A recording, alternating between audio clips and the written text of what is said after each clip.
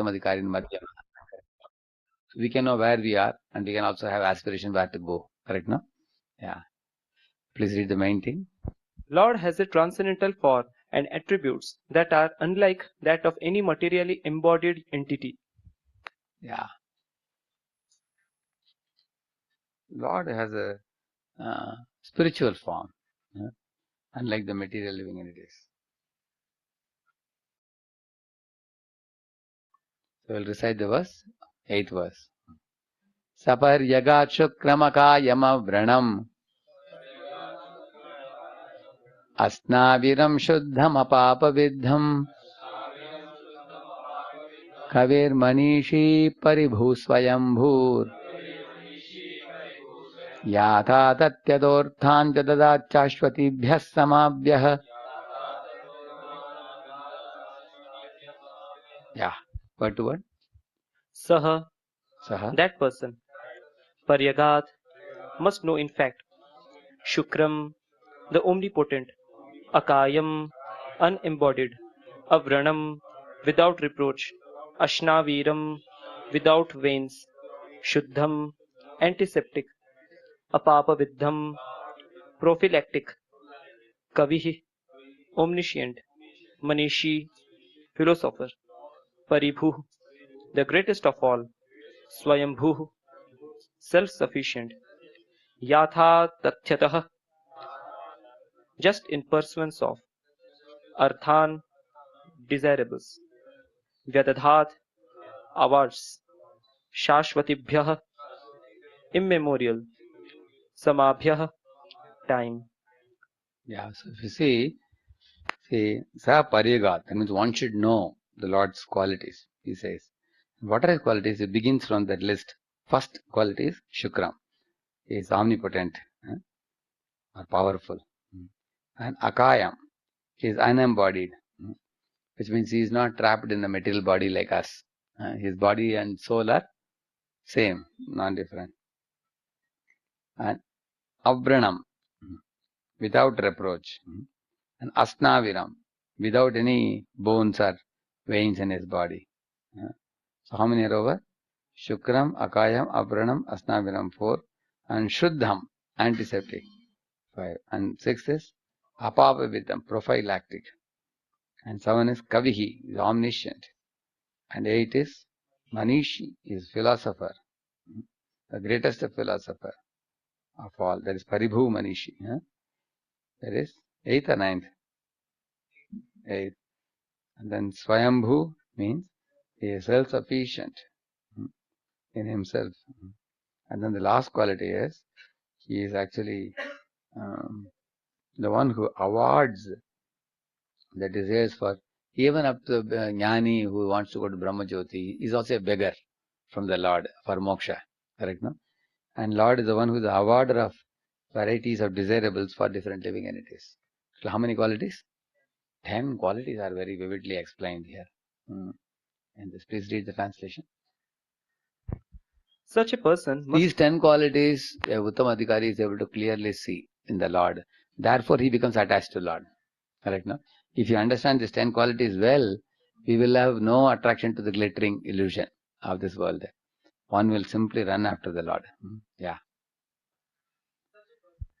Such a person must factually know the greatest of all, the personality of Godhead, who is unembodied, omniscient, beyond reproach, without veins, pure and uncontaminated, the self-sufficient philosopher, who has been fulfilling everyone's desire since time immemorial. Yeah, purport. Here is a description of the transcendental and eternal form of the absolute personality of Godhead. The Supreme Lord is not formless. He has his own transcendental form, which is not at all similar to the forms of the mundane world. The forms of the living entities in this world are embodied in material nature, and they work like any material machine. The anatomy of a material body must have a mechanical construction with veins and so forth. But the transcendental body of the Supreme Lord has nothing like veins.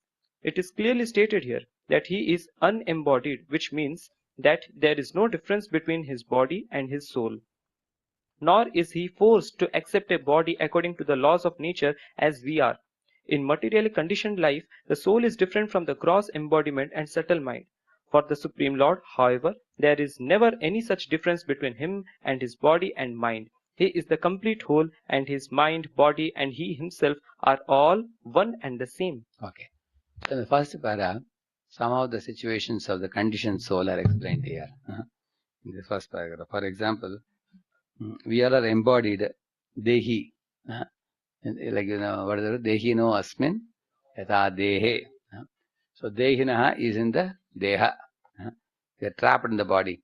So the body is the vehicle and the soul is like the driver of the vehicle. We are trapped in this bodily vehicle. The example is given of a parrot kept in a cage or something like that. Correct, no? That's our situation here. And that's not the case with the Lord. It's the first thing Prabhupada says. He is not in a bodily machine like. And our bodily machine requires many functions like the bones. There are 7 things, beginning with rasa, rakta, majja, meda, asti, shukra. Correct, no?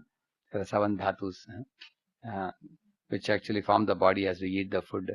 And then the veins are formed and muscles are there and bones are there.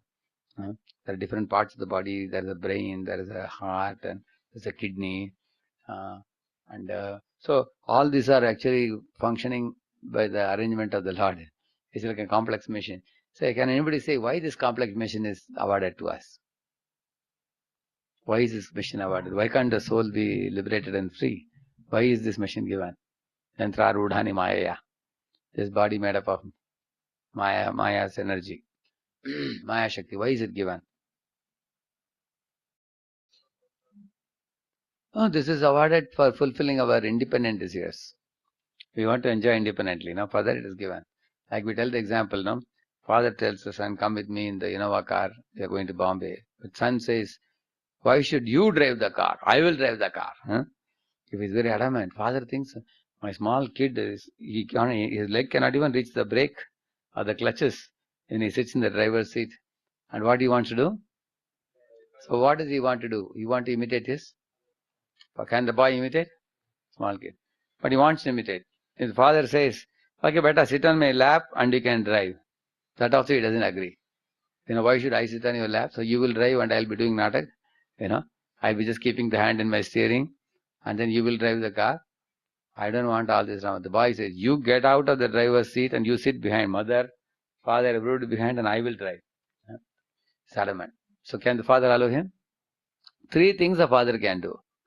One thing is leave him at home, lock him up, and go with wife to Bombay, and then come back in the evening. Is it all right for parents to do that? Can they lock up a child in a home? It's not proper. Or give him a tight slap and put him behind with the wife, and then drive the car and take him to Bombay. Is it all right? And the third thing he can do is hand over the car to the boy, a car, and put his wife also behind. He says, and father should stand outside so that there won't be any accident for him. And tell the boy, now you drive the car now.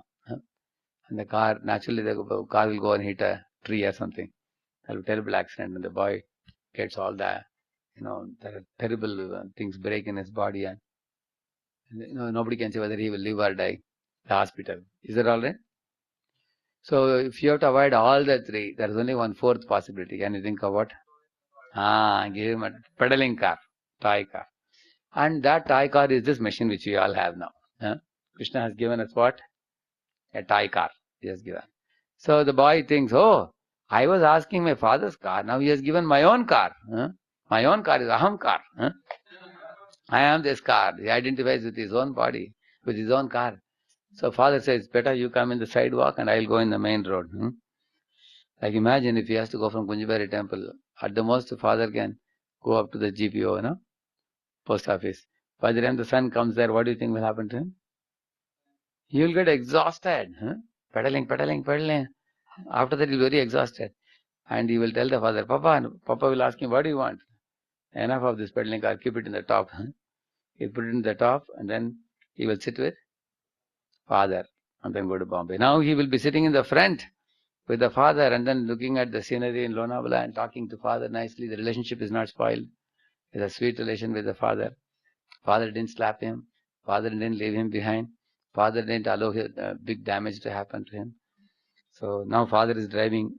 So in this Krishna is the driver of the whole material and spiritual creation. He's a central figurehead. We should not imitate him, but we try to imitate him. So in order to imitate him, he has given us this bodily car. Like for example, you know, you know, Krishna has a wife. He has Rukmini, he has Satyabhama. Jiva says, hey, you have a wife. I will also have my wife. Okay, have your wife and see how life is. Huh? Then you have to face challenge. Huh? Then you have to give up your false ego. In a home, actually, husband and wife and children have to live unitedly, lifelong. It's a big success. Because they all have to become tolerant and humble. What brahmacharis learn Trinadapisha Nichana by being in ashram, they have to learn by being in the family life.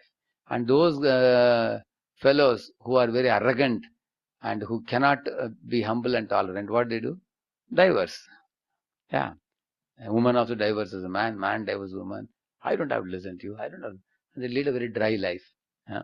Separated, divorcee. Or sometimes they marry second time, third time, fourth time. One cinema actress married 27 times. Out of that, 4 times she married the same fellow and left also. So you can see how horrible this world is. Yeah. Actually, we divorced Krishna and came here. And here also we are divorcing other living entities also. We have a problem with everybody. So, therefore, he has given us this yantra rudani maya. This machine is given for us to imagine that everybody thinks I am the center of this world. Everyone should look at me. I am beautiful. I am rich. I am great. The whole world should revolve around me. So that I-centered consciousness. For that, this body is given, metal machine. But Krishna doesn't need a metal machine. He's always in his self-same form. What is that? Sambhavami Atma Maya. Yes. And the transcendental body of Supreme Lord is nothing like veins. Our body has veins. His body has no veins. Is there a blood flowing in Krishna's body inside? Are there bones inside? Whole body is completely spiritual substance. Like you take this sugar powder and you make a doll out of it. Anywhere you pinch, put in the mouth, it'll be sweet, isn't it? So in that way, Krishna's every part of his body is sweet. Like we say, Adaram, Maduram, Vadanam, Maduram. Madhuradipater, Akhilam, Maduram. His glance is beautiful, his walk is beautiful, his smile is beautiful, his heart is beautiful, his personality is beautiful. There is nothing in him which is not beautiful. And those who want to see his non-beautiful face, they have to go and see Kaladopa, his Virat Rupa. If they want to see, and Arjuna never wanted to see that. He was submissive servant of Krishna. So, in this way, he is unembodied, and there is no difference between his body and soul, Prabhupada explains. Yeah. And the next para? In the Brahma Samhita 5.1, there is a similar description of the Supreme Lord. He is described there as Satchidananda Vigraha, which means that he is the eternal form fully representing transcendental existence, knowledge and bliss. As such, he does not require a separate body or mind, as we do in material existence. The Vedic literature clearly states that the Lord's transcendental body is completely different from ours. Thus, he is sometimes described as formless. This means that he has no form like ours and that he is devoid of a form which we can conceive of. In the Brahma Samhita 5.32, it is further stated that with each and every part of his body he can do the work of the other senses.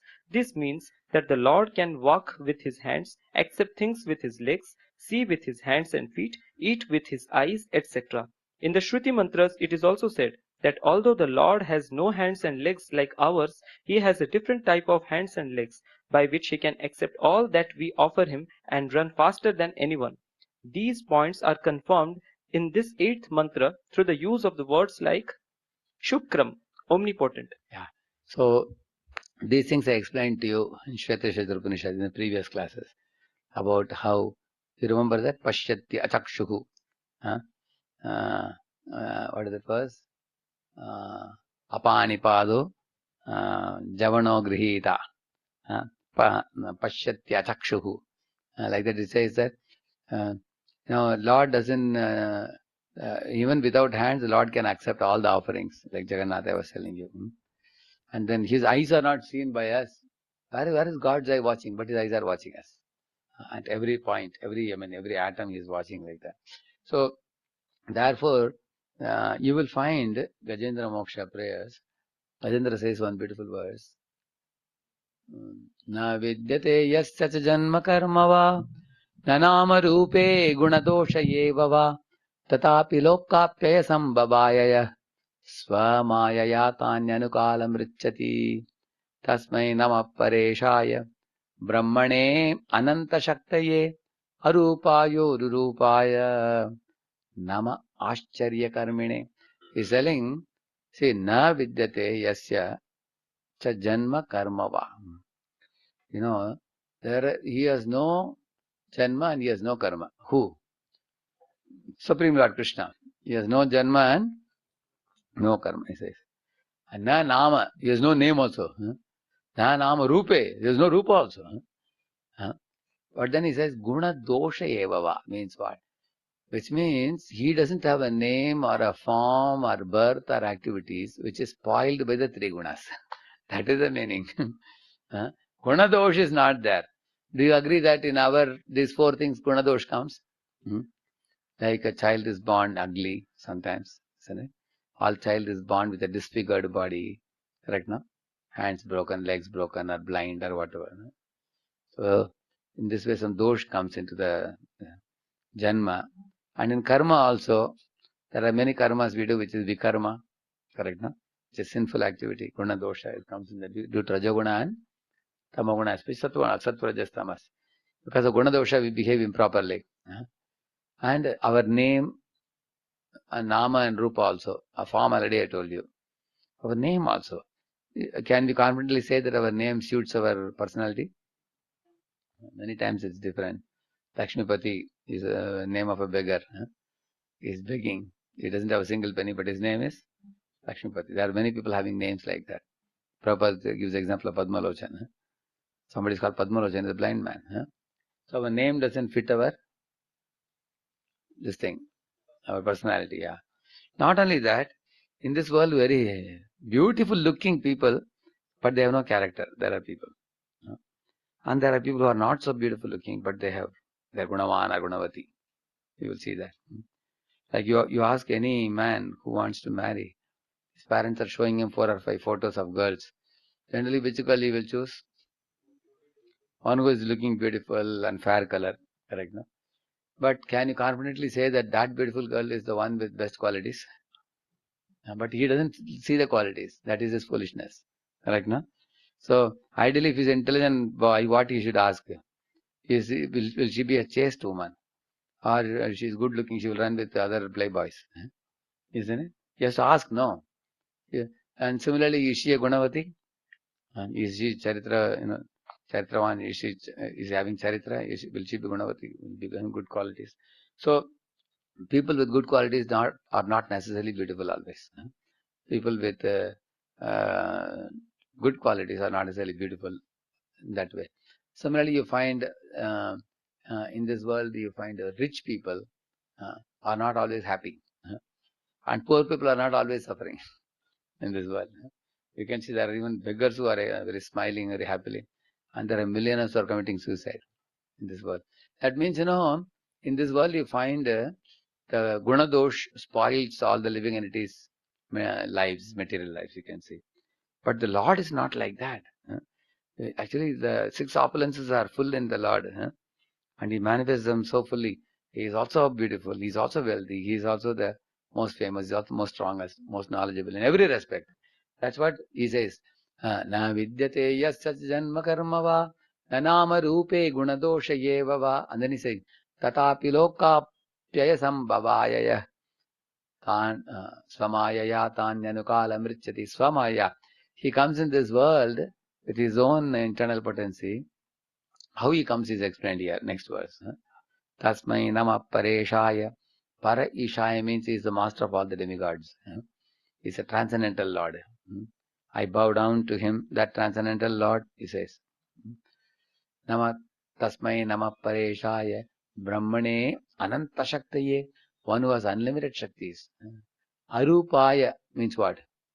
He has no form. Ururupaya means what? Many forms. See the contradiction. First he says Arupaya, now he says Ururupaya. That means, Arupaya means, hey, he doesn't have form like you and me. But he has Ururupaya. He has many, many transcendental forms. Nirguna, when it says, hey, he is not caught by the 3 gunas like you and me. Sattva-guna, Rajoguna, Tamoguna. And then he is saying, Ananta Guna. Antam gunanam agunasya jagmur yogeshwaraya bhavapadma mukhya. Bhagavatam says, no? What is that word? Mahattamaikantam parayanasya. What is the first line? Tanno bhavan vai. No, that is second verse. First verse. Mahattamaikantam parayanasya nantam gunanam agunasya jagmur yogeshwaraya bhavapadma mukhya. He says, na antam gunanam. Oh, he has unlimited qualities. Don't ask me.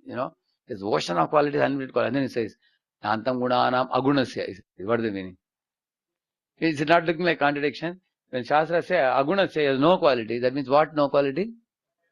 There is no three modes. That guna, three gunas are not there. But na antam gunana, his qualities are unlimited. That quality is?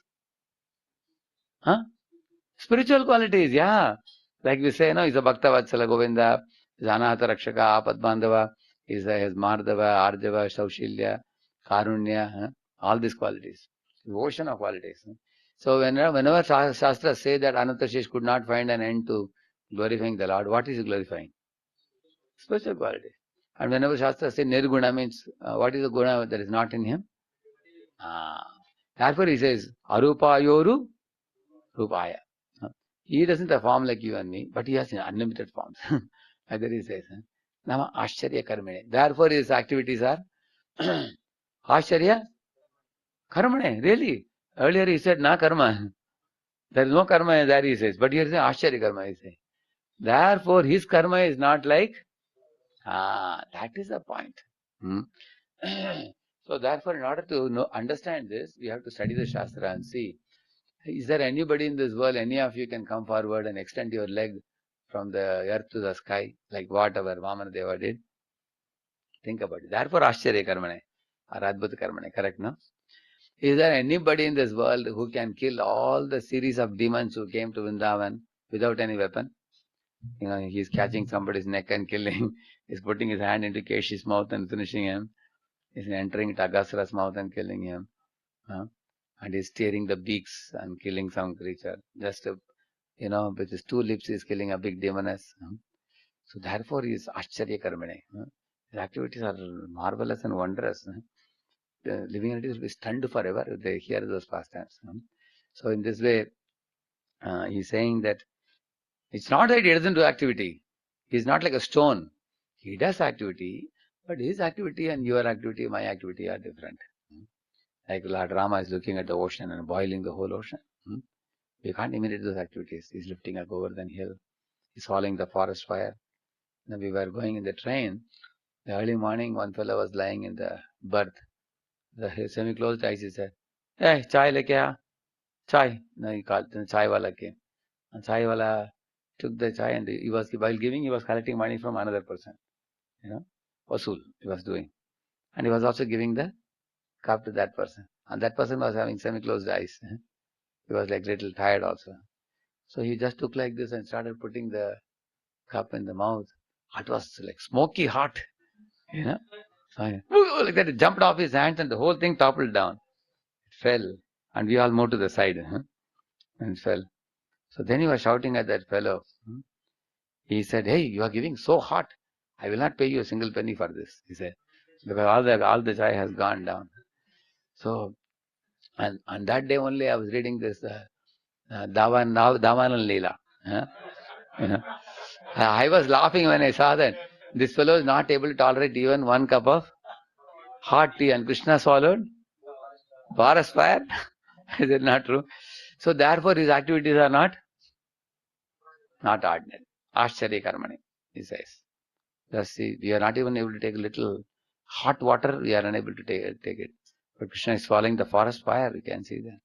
Therefore, don't try to imitate him, you will die. It is said if you try to imitate him. So, Lord, if somebody says, "Hey, Krishna is roaming in this world like you and me," I think his activities are like ours. Hey, his activities are not like yours, Shastras immediately say. That means he has no activity. No, he has activity, but his activities are extraordinary.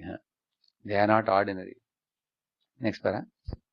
The Lord's worshipable form, Archa Vigraha, which is installed in temples by authorized acharyas who have realized the Lord in terms of Mantra 7, is non-different from the original form of the Lord. The Lord's original form is that of Sri Krishna, and Sri Krishna expands himself into an unlimited number of forms such as Baladeva, Rama, Nrsimha, and Varaha. All of these forms are one and the same personality of Godhead.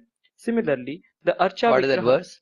Advaitamatchutamanadim Adyam Purana Purusham Navajauvanam Cha Vedeshu Durlabam Adurlabhamatma Bhaktau Govindamadi Purusham Tamaham Bhajami. What is the meaning of the word Advaitam here? If you tell something in the ears of Rama, Krishna will also know it. Vishnu will also know it. Because the person is same person. He only expands. When Advaita Acharya, in order to declare himself a servant of Chaitanya Mahaprabhu, he went to that one place from where he preached Yoga Vasishta. Mayavada he was preaching. So Nimai Pandit went there. He heard the news. So he went and asked Advaita Acharya Prabhu, "Hey Advaita, please tell me, is the supreme truth personal or impersonal?" Then Advaita laughed and said, "Definitely the ultimate truth is impersonal, which is perceived by the speculative philosophers, and there is no higher truth than that." Like that he was speaking. And Nimai Pandit became so angry. He caught hold of him and pushed him to ground and sat on his body and said, "Hey Advaita, is this the reason for which you called me to come and hear this nonsense philosophy? I was peacefully lying in the ocean of milk, and you woke me up from there and brought me here. And now you are speaking all this and I have to hear." And he beat him. And his wife came running. "Oh, Sita Takarani, please don't beat the old man, he will die." He's telling. And Advaita Acharya was laughing and laughing. He said, "My dear Lord, when Bhrigu came and kicked in your chest, at that time he exhibited great humility. Where is that humility gone now? Now you are beating me now." So in this way, Advaita defeated the Lord by establishing his position as a servant of the Lord. And then now the Thakur says, these pastimes will be written, added to the Vedas and Puranas in future Kalpas. He says, because this exceeds even the pastime of Bhrigu also. When Bhrigu Muni's pastime, Lord could defeat the devotee by proving his humility. Whereas in this pastime, the Lord agreed to be defeated by his devotee, by the devotee's intelligence to prove himself as a servant of the Lord. But why did he tell this pastime now? Because you will find, he said, I was lying in the milk ocean. Somebody heard it and said, oh, that means Chaitanya Mahaprabhu comes from Dugdha Sagar, Kshirodaksha Vishnu only?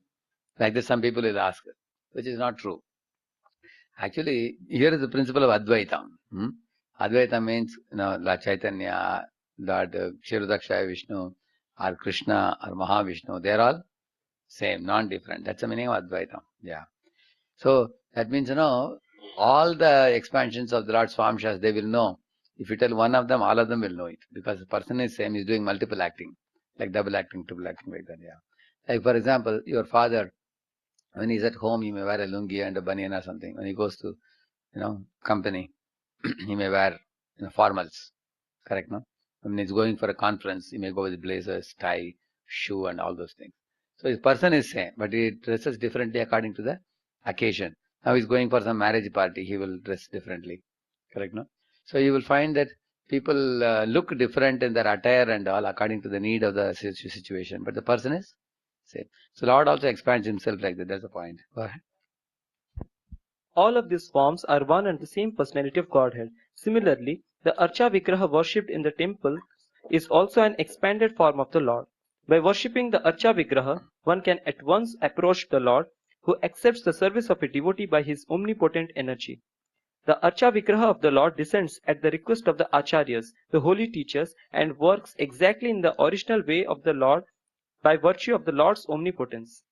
Foolish people who have no knowledge of Sri Isopanishad or any of the other Shruti mantras consider the Archa Vigraha, which is worshipped by pure devotees, to be made of material elements. This form may be seen as material by the imperfect eyes of foolish people or Kanishtadhikaris, but such people do not know that the Lord, being omnipotent and omniscient, can transform matter into spirit and spirit into matter as he desires. Yeah, correct.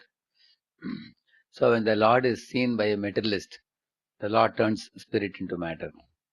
When the Lord is seen by a devotee with a spiritual vision, Lord turns matter into spirit. Because if you see, the deity is made up of 8 material elements given in the Shastra. So it's agreeable that the deity is made up of material elements only when the deity is originally made and brought. But then when the Lord sees that the pure devotees desire to lovingly serve him, he turns he turns matter into spirit. And when the Lord is seeing that somebody is looking at him faithlessly and doesn't believe him, then the Lord turns spirit into matter. For him, he gives a material vision. Lord can do that. Like the currency note for a child is no better than any other paper. He sees the paper and the currency note are similar. So sometimes children, they take a 1,000 rupee note and crush it and put in the mouth or tear it and throw it in dustbin because they don't know the value. But when you see it, you will see newspaper and currency note. In the newspaper, you throw it in the currency note, you keep it in the pocket because you know its value. Correct, no? So those who have the spiritual vision can see the value of the deity, like the Prabhupada is saying.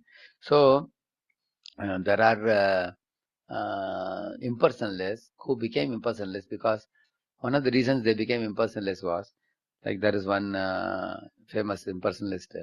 So he said that he saw in the deity room the rats were running.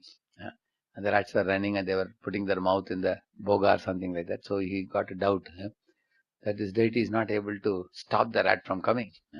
So how is he God?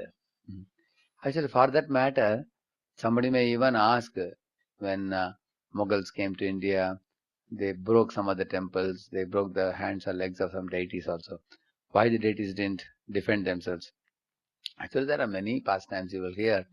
If somebody misbehaved with the deity, they eventually faced a terrible situation over a period of time.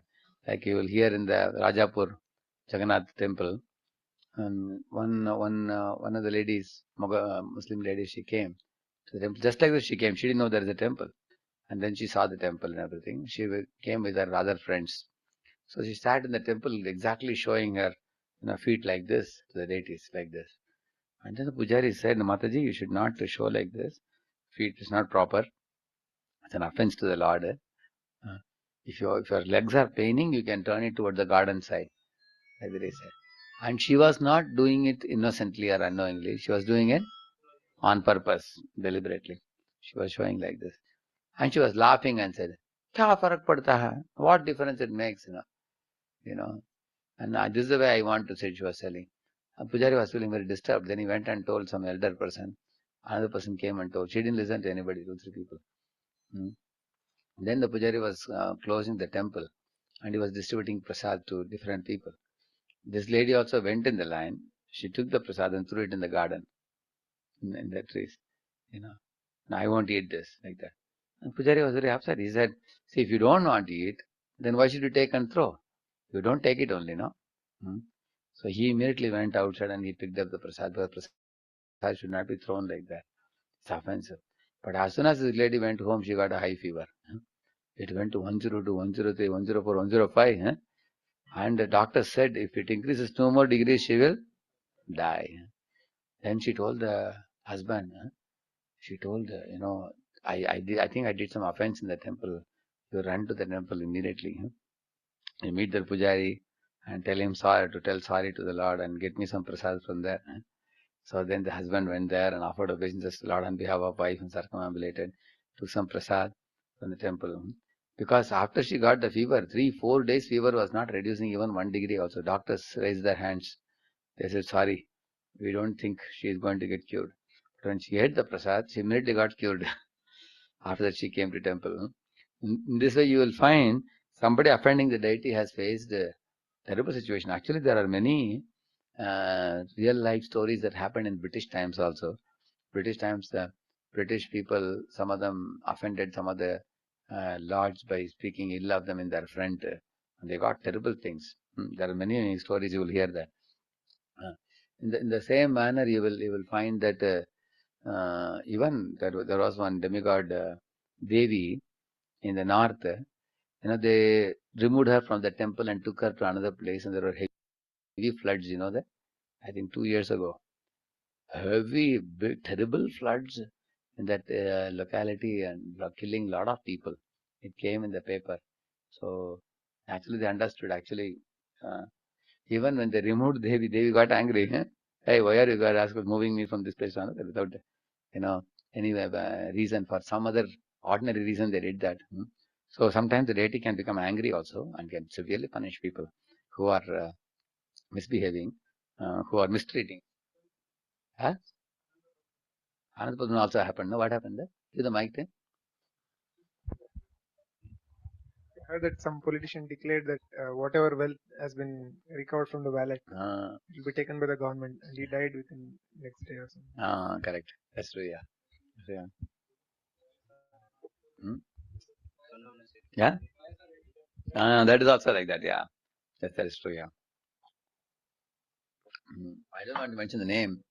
There was one PM in those days who was not allowed into Jagannath Puri. One prime minister, and that she said, "Oh, really? I won't be allowed. Then I'll fly in a helicopter and watch from there." So they flew in a helicopter over the Jagannath Puri tower. Next day, she was passed away. So there are many. If you see the connection, you can see that if somebody does something in an offensive mood with the deities, they will get terrible problems.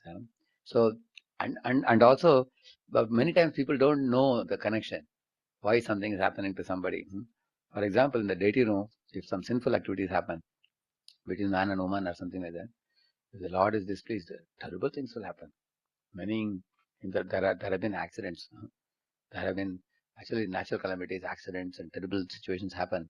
And Lord is displeased. Through these things, Lord is exhibiting His anger towards people who are not preserving the purity and standards of their this thing. Yeah, and they get terrible punishment. And actually, therefore, if you read the Alvar stories and all, you come to understand how when the Lord is displeased with the devotee, He will create a situation for the devotee in such a way that the devotee will get punishment. In case the devotee misuses like that. Now, apart from this, we also should know that the deity is not coming to declare his supremacy or declare his prowess. Like when Krishna comes, there is not one single war in which he was defeated. You will see that because nobody can cut Krishna's body, nobody can burn his body, nobody can harm him, nobody can favor him. That's what world saw it when he was here. He is indefeatable, unconquerable. Everybody saw that. But when he comes as a deity form, one should know that the deity form is not coming to declare his supremacy or prowess like the way he comes as an avatara. Correct, in this world. The deities are especially coming to receive the service of his devotees. Actually, the deity form is a small form. If you see the Utsavamurtis we handle, it is Lord agreeing to the pure devotee to become malleable in the heart of the disciples of the Guru. The disciples of the Guru are picking him, putting him in the yantra, offering him abhishek, feeding him madhupak, and then dressing him, decorating him. He becomes helpless in the hands of the devotees. Correct, no? He's totally so why should he become helpless on the request of a pure devotee? Therefore, he agrees for that position. Otherwise, he has no reason to do that. So he comes in a mood of receiving service. But if somebody like for example, I have a clock, and I break the sticks of the clock and say, now the time cannot move. Somebody says, is he not a fool? Okay. You may break 1 or 6 of the clock. That doesn't mean time is going to stop. The clock is only an indicator of the time. But the time is anyway flowing. Similarly, the deity form of the Lord is present in this world as an indicator of Krishna in the spiritual world. At the same time, Krishna in the spiritual world can accept all your services through the medium of the deity. And he says in Tashtadhatu, you make my form like this, and you utilize this form, and then you can derive full benefit. Just like, for example, there may be electronic circuit. You have electronic circuit. You can do 2 things with the circuit. One is, if you connect it to the right wires and to the right device, you can watch a TV with that. Or you can run a clock, isn't it? Or you can run a tape recorder or something with the circuit. And if a child is getting this PCB, can you do anything with that? What will you do? Even small children sometimes have a circuit in their hand, correct? Printed circuit, but they can't. Deity is also like that. If you have a deity and if you are getting guidance of a pure devotee, then you can benefit from the deity. In many homes, you will see they have the deity of the grandfather, grandmother, and the cobwebs in the puja room because they don't know what to do with it. And you go to the hall, everybody sitting in the hall with a big TV on, watching, and the deities are unattended. So the deity sometimes maybe when the deity sees that I am not taken care well, then he will go underground, like you find in the Madhavendra Puri's pastime. We hear about how Lord had gone underground and then he told Madhavendra Puri to bring him out. Why? When nobody is there to serve him, the Lord will find out a way to become unmanifest. And then whenever the Lord feels some pure devotee who is great with great love, he is chanting my name, he will come in the dream of the pure devotee and say, hey, my pure devotee, you have so much love in your heart, you get me out. Now I want to receive worship from you. So then the Lord put him at the top of Govardhan Hill, our Madhavendra Puri. Then he worshipped Gopal. Then he went to Neelachal to bring Chandan for him and all that. And then I celebrated Annakut for 2 years. Correct, no? So in this way, the deities are here to receive service from the pure devotees. And along with pure devotees, we can also join hands with them, although we are not pure devotees. If you just go with them, you also get opportunity to access him. Just like one time my spiritual master was going to some temple in South India. Radhakund Prabhu called me, hey, Prabhu, you also come. I said, see, Prabhuji, this is only for Maharaj, they are giving permission. There are 1,000 people waiting outside. Nobody is allowed inside. I'm not comfortable to come. He said, no, you come. They will allow us also. I know. So he pulled me. So he took me. So he said, but you keep on walking with Maharaj. Because Maharaj will walk and behind, then we can say as one team like that. So we are going, Maharaj walk. Every gate they will allow Maharaj and look at us. Who are you? And then Radhakund Prabhu will say that, हम भी स्वामी जी के साथ हैं. साथ में स्वामी जी को लेके जाने के लिए हम लोग आए हैं. We are like bodyguard, both sides. So we were going, but one watchman was very strict. He allowed Maharaj to go and he was not allowing last one. Then Radhakund Prabhu looked at him and said, हम भी महाराज के साथ आए हैं. He said, no, आप लोग बाहर रहने का.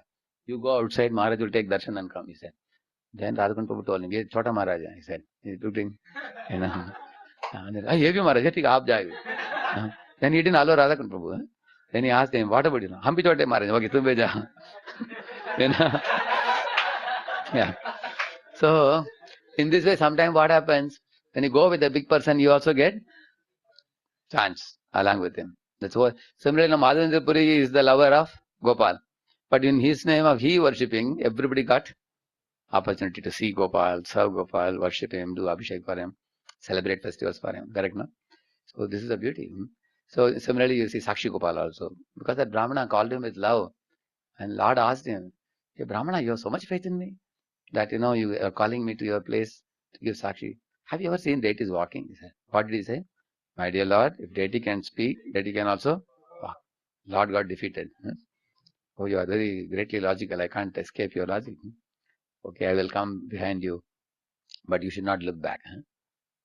And if you look back, I will stop in that place, he said. So Lord's Nupur sound was, he could hear that.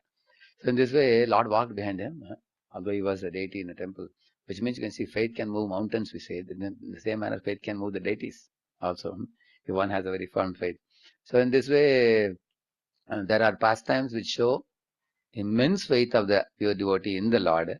So Lord has reciprocated with Madhavendra Puri or that Sakshi Gopal Brahmana or Raghunandan Thakur or Jagannath reciprocating with Chaitanya Mahaprabhu's dancing and all that. And Prabhupada speaking to Radha Rasbihari, he told Radha Rasbihari, don't worry, very soon I'll make a beautiful temple for you. Right now you are staying in a thatched hut kind of thing. And Prabhupada made a big temple eventually. So in this way, our Sanatana Goswami speaking to Madan Mohan, offering him bhati without salt, isn't it? So in this way, through these pastimes, you understand that, see, he only had a Shaligram Shila Gopal Bhatta Goswami. On Narasimha Chaturdashi day night, he saw all the Goswamis are dressing the deity and I can't dress because I only have a Shaligram Shila. So he had tears in his eyes. This rich man is giving nice dresses and ornaments, but I can't put it for the Lord. Thinking like that, he slept. Next day morning, what happened? From that Shaligram Shila came out Radharaman. And he was amazed because below Radharaman's feet, there is still that Shaligram Shila. And above that, in fact, scientists had a little doubt. They thought they must have attached something. They conducted a test also to check whether the stone and the stone are same. It was proven. Radharaman has come from the Shaligram Shila only. Small, beautiful deity. And then Gopalabhatta Goswami also could decorate, and one of the most beautiful deities. And he had the beauty combined of all the three, Madan Mohan, Gopinath, Govinda and Gopinath, all of them like that. So in this way you will see, with those who are faithful, the Lord reciprocates. With those who are faithless, he appears like ordinary stone or wood for them. And those who are atheistic and harmful, They can't harm the Lord. Lord actually inspires the devotees to take him to, because devotees also get a chance to intensify their love for the Lord whenever danger comes. Correct, no? Uh, for example, once Lord Chaitanya Mahaprabhu wanted to take darshan of Gopal, but Gopal was above in the hilltop. And he wouldn't climb up because he had the sentiment that Govardhan is also Krishna and you can't climb on Krishna's body. So as he was desiring to see Gopal, what happened? Some news reached the pujaris that some dangerous enemies are coming and we have to save the Lord. So what they did? They brought the Lord in a palanquin down. Correct, no? All people fell on the ground and offered obeisance. Mahaprabhu could get darshan. Isn't it? For 3-4 days it was like that. And afterwards, then they came to know no more enemies came. There's no danger now. Again the Lord went back. So how the Lord reciprocates with the love of his devotees. We can see that. He inspires the devotees to do things as he did with Madhavendra Puri also. So in this way, with faithful, he will reciprocate. With faithless, he will appear like a material thing. And with those who are harming the Lord, Tanakam Dushatak Kururan, Samsareshu, Naradhaman, Chipami, Ajastram, Ashubhan, Asurishi eva yonishu, Asurim yonimapanna, Mudha, Janmani Janmani, Mam Aprapyaiva Kaunteya, Tato Yanti Adamam Gatim. He's saying. He says that these people who are fools and rascals and rogues, who are not only religious, who are not only atheistic, but who try to destroy the religious principles, I cast them into bodies of dogs and cats and rats and cockroaches and amoebas. In this way, lower and lower and lower bodies they get. Ultimately, they go to such a low-class form. They will be worm in the stool for millions of years. Because such living entities are extremely antagonistic and asuric in nature. And they will suffer and they will eventually come. That will take a long, long time. They have to suffer for that. Therefore, as preachers, if you find somebody is very antagonistic, we should not preach. We should actually pat them on the back and say, continue to be a demon. Do whatever you want. As Prabhupada said, one boy said, Swamiji, anyway, if I become a dog in the next life, I will not even remember this life, isn't it? He said. Prabhupada said, okay, I bless you to be a dog. Go and be a dog if you want. Because if a Madhyamadikari preacher preaches to such faithless people, a Madhyamadikari will become angry. When you become very angry, your heart becomes disturbed, mind becomes polluted. Then for you to have softness of heart to worship Krishna, you will have difficulty with that.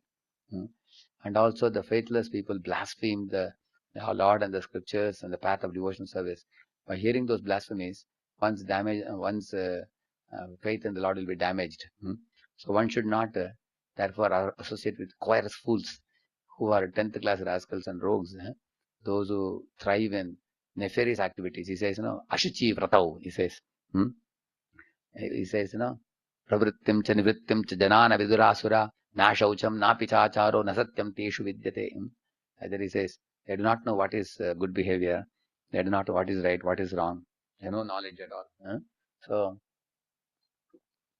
one should never associate with such people. And we don't have time for such fellows. Even the hippie people, they were faithful. Although they had bad qualities, bad behavior and all that, they were faithful and they were very inquisitive also. You see the kind of questions they asked Prabhupada. In the recordings you find. Therefore Prabhupada preached. Otherwise atheists and faithless people, it's useless to waste time with them. Even if somebody is suffering from faithlessness due to modern day education, then we may explain the right thing. But even after hearing the right thing, one continues to doubt. One has no faith and one is blasphemous. Then he is not a fit candidate for preaching. If you continue to preach to him, you are doing 9th offense. Go ahead. In the Bhagavad Gita 9.11 to 12, the Lord regrets the fallen condition of men with little knowledge who deride him because he descends like a man into this world.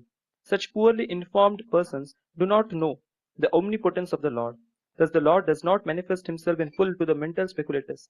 He can be appreciated only in proportion to one's surrender to him. The fallen condition of the living entities is due entirely to forgetfulness of their relationship with God. Yeah, so the speculators, the jnanis, think that they can figure out God themselves by study of scriptures, by analysis, by evaluation, by stretching their mind and intelligence. So they have more faith in what? Their own capabilities. Therefore the Lord does not reveal himself to them. That verse says, Shreya Shritim Bhakti Mudasyate Vibho Klishyanti Eke Valabodha Labdhaye Teshamasau Kleshalaye Vashishyate Nanyadhyatastu Latusha Vagatinam. In this verse, Brahmaji says that. He says, My dear Lord, Shreya Shrutim Bhaktim Udasyate Vivo. These people who give up the path of bhakti, uh, and by their own speculation, they try to figure out the understanding of is God personal or impersonal. Like they say, God can't be personal. They say, why? See, if he is personal, he'll be localized in one place. How he can actually manage millions of universes? It's just not for that he has to be impersonal, so he can spread everywhere. This is how they speculate, so foolishly. Actually, Krishna says, Goloka Nevasati Akhilatma Bhuto. He not only expands himself through his energies, he also is present in every atom, in space between atoms. That's how he expands. But they don't even wait to hear this truth. Huh? Before that, only they speculate. Another example I'll tell you. One very famous Swami in India, he said, if dogs were to make a god, they would make one big bulldog as a god. Huh? And if all the animals in the forest were to make a god, they would make one big animal to be, god. Huh? In the same manner, when humans want to make a god, they make one famous human to be a god. It's all man-made. Sorry. God is not like you and not like me. God is impersonal, like that he speaks. So now, where did this fellow get this argument? It is from his own 200 gram of grey matter from the head. From there he got this. And nowhere the Shastras say that. The Shastras say that actually you are not making God, God made you. For example, if a child going to school is weeping and teacher is asking, why are you weeping? And child says, I am remembering my parents at home. So the child remembering parents is not the imagination of the child. The parents are actually existing. And the child is remembering the parents fondly. So child is crying. And in the same manner, if the teacher says, why are you creating your parents, mother and father? Child is not creating parents. Parents created the child. Isn't it? Similarly, God has made man in his own image. God made man in his own image. So our forms are actually resembling Krishna's and Radharani's form in this world, man and woman. God has made. This is said in the 11th canto. When Krishna created all the different species of life, he was not satisfied because all were ignorant species, foolish species. None of them could actually do self-realization and attain God. And at last, Krishna created a human form, which is resembling him, and a female form, which is resembling Radharani's form. So it's mentioned in the 11th canto that Lord created like that. So on the same Swamiji, the famous Swami I told you, he told another bluff. What is it? He said, if I were to water a plant, I would rather water eggplant instead of watering a tulasi, he said. Because eggplant will give me some eggplant vegetable that will come from the tulasi, doesn't give me any vegetable. What is the use, he said. Prabhupada says, even there are dogs which lift their leg and pass urine. You have seen that. Anything they smell and they pass urine, you have seen that. So people who criticize tulasi are like that only. Like those dogs, because they don't know the value of tulasi. The value of tulasi, if you see, tulasi may not have a fruit. Tulasi may not have a flower. But tulasi is most dear to Vishnu. Tulasi Krishna prayasi. So our understanding and conviction comes from scripture. So this Swami never studies scripture. He is a big talker. He may have a vakchaturiyam. He may have the big mouth to speak and impress the people and get applause from the people. But he's a big bluffer. He doesn't study the Shastra. So any of us speak, we should study Shastra and repeat. So why do we bow down to Tulasi? Why do we circumambulate Tulasi? Because Acharyas have done it. Acharyas have taught it based on the scripture. So therefore, here he is saying that the speculator will never come to the right understanding. And Lord will never reveal himself. Here it says, Atapite Dev. Now I told you this was Shreya Shatim Bhakti Mudastate Vivo Klishyantiye Kevala Bodhalabdaye. And the example he gives. Nanyat Tastula Tushavagatina. If you are taking a empty husk and you hit it and hit it and hit it, generally husk should be hit when the grains are there. Then when you hit, what comes out? Grains come. But if you hit a grainless husk, if somebody is hitting for a long time all day, will they get anything? Yes, they will get one very important thing. What is it? Labor, pain in the hands. That's the advantage you will get. That's why he's saying, Nanyat Tasula. He's saying, Shreya Shrutim Bhakti Mudasyate Vibho Klishyanti Ye Kevala Bodhalabdaye. Klishyanti. They will get a very wonderful commodity. What is it? Clay in the hand. That's all they will get. They won't get the grains. So the speculators, they take their mind and hit again and again. They try on their own to figure out that they will never figure out the truth. And then he says in the next verse, he says, Atapite deva padambujadvaya prasada lesha anugrihita evahi janati tattvam bhagavan mahimno nachanyameko pichiram bichinvan. He's saying, oh my dear Lord, if somebody rejects your lotus feet, Atapite deva pada ambujadvaya prasada. They don't accept the little bit of prasada, mercy from you also to understand you. Even if one receives a trace of your mercy, they can begin to understand you. But a person who rejects your lotus feet can never understand. That's the thing in this parasite. Go ahead, next one. In this mantra. In this mantra, as well as in many other Vedic mantras, it is clearly stated that the Lord has been supplying goods to the living entities. From this onwards, up to the end, it's a very simple theme. That is, the Lord is the charitable giver, charity giver for all beggars, beginning from the karmis up to the jnanis. Karmis, jnanis, yogis, everybody extends their hand. Karmi comes and says, my Lord, give me dhanam, janam, sundarim. Jnani comes here, give me moksha. Yogi comes, give me siddhis. He just gives everybody, chalo, take it and push off. Now this guy is interested in me. They are simply business fellows. ठीक है, लेके जाओ, निकल जा. Go and do your own thing. But bhaktas go to the Lord and say, my dear Lord, please give me service. Really, service of whom? Service to you. Now, what do you want for yourself? I don't want anything. You don't want to be Indra or a Brahma or moksha also. You would say, I don't want anything. I want to be with you. I want to serve you. I want to love you. That's all. Then therefore Lord is deeply touched by the devotees. Lord Vishnu says to Durvasa, two things in the devotees deeply touched his heart, Lord Vishnu's heart. One is devotees not wanting moksha also. Moksha wants also devotees are given up. And another one, he says, the compassion in the heart of the devotee to deliver the other jivas. These two things attracted very much. Go ahead. Now we can continuously read the next full para. In this mantra, as well as in many other Vedic mantras, it is clearly stated that the Lord has been supplying goods to the living entities from time immemorial. A living being desires something, What and is the that Lord... Nityo nityanam chetanas chetananam yeko bahunam yo. Yes. A living being desires something, and the Lord supplies the object of that desire in proportion to one's qualification. If a man wants to be a high court judge, he must acquire not only the necessary qualifications, but also the consent of the authority who can award the title of high court judge. The qualifications in themselves are insufficient for one to occupy the post. It must be awarded by some superior authority. Similarly, the Lord awards enjoyment to living entities in proportion to their qualifications, but good qualifications in themselves are not sufficient to enable one to receive awards. The mercy of the Lord is also required. For example, he says, Prithu Maharaj says, Aham dandadaro raja prajanam niyojitaha, he says, I am actually holding the chastising rod as a scepter, we call it, scepter. I am holding it and I am ruling the kingdom. And who posted me here? Supreme Lord, he says.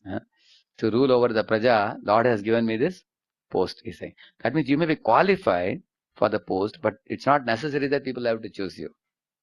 Unless you have blessing from the Lord. Like he says, you will find many, many people in this world, highly qualified people. There are many unqualified people who are raised to the post also. The Prabhupada says everybody in this world gets ultimately only what Lord sanctions. Not even a blade of grass can move without his sanction. Go ahead. Therefore, Pandavas were always aware of this. Although they were champions in the world, in everything, they knew that without Krishna's mercy, you can't achieve anything. They had full conviction in that. Ordinarily, the living being does not know what to ask from the Lord, nor which post to seek. When the living being comes to know his constitutional position, however, he asks to be accepted into the transcendental association of the Lord in order to render transcendental loving services to him. One example I tell you. Say, for example, you have done some big service. Now you go to Guru and say, Guruji, see what service I have done. Shastra says, Yasya Prasada, better you be pleased with me. Because this is a service, see, I have the track record. If you go and tell Guru, will Guru be pleased? So can somebody force the Guru to be pleased just because you have done the work? So along with your good work, what will Guru expect? Right attitude. Correct, no? You don't even go and show off to Guru. And Guru comes to know from somebody else and he calls you, please come here. Hey, you have done so much service. Prabhu, what can I do? I have no ability. Whatever I do is all your mercy. He says. Then his mercy comes. Correct, no? Therefore, only by your qualification, you cannot say that, like you go to the door of Goloka and kick with the boots and tell them, hey, open the door. And Lord is saying, why should I open? Here is my certificate. I have done so many years of service. Can you say that? No. Lord's mercy is required. Unfortunately, living beings under the influence of material nature ask for many other things, and they are described in the Bhagavad Gita 2.41 as having divided or splayed intelligence. Bahushaka hi anantascha buddhayo avyavasayinam. Spiritual intelligence is one, but mundane intelligence is diverse. Vyavasayatmika buddhir. Yes. In Srimad Bhagavatam 7.5.30-31, it is stated that those who are captivated by the temporary beauties of the external energy forget the real aim of life, which is to go back to Godhead. Forgetting this, one tries to adjust things by various plans and programs, but this is like chewing what has already been chewed. Nonetheless, the Lord is so kind that he allows the forgetful living entity to continue in this way without interference. Thus, this mantra of Sri Isopanishad uses the very appropriate word yatha tathyatah, indicating that the Lord rewards the living entities just in pursuance of their desires. If a living being wants to go to hell, the Lord allows him to do so without interference, and if he wants to go back home, back to Godhead, the Lord helps him. God is described here as See, this Paribhu. is the verse on 530. Matirna Krishne Paratasvato va mito vipadyeta grihavratanam adanta gobir vishatam tamishram punah punah charvita charvanana. A person cannot become attracted to Krishna by his own effort or by others preaching or by joint conferences because he has uncontrolled senses and he is independent minded, so he enters the darkest of the hell and he keeps on repeating the same sinful activities over and over again. He says, yeah. So in this way, every living entity has his own desire. Karmi, Jnani, Yogi, and everybody, they have the program with which they have come to this world. Prabhupada says they have their various plans and programs. Everybody has chewing the chewed, he says, yeah. So, Yata Tatita means according to Yayatama, Prabhupada gives. Next para. God is described here as Paribhu, the greatest of all. No one is greater than or equal to him. Other living beings are described here as beggars who ask goods from the Lord. The Lord supplies the things the living entities desire. If the entities were equal to the Lord in potency, if they were omnipotent and omniscient, there would be no question of their begging from the Lord even for so-called liberation. Real liberation means going back to Godhead. Liberation as conceived of by an impersonalist is a myth, and begging for sense gratification has to continue eternally unless the beggar comes to his spiritual senses and realizes his constitutional position. Yeah, we can stop with that. And the next para has two very important qualities, self-sufficient and Shuddham Apapa with them will take time. I'll explain it along with the ninth verse. Along with the ninth verse, Our next verse, I will explain it along with that. Shri Prabhupada ki और Bhakta Vrinda ki.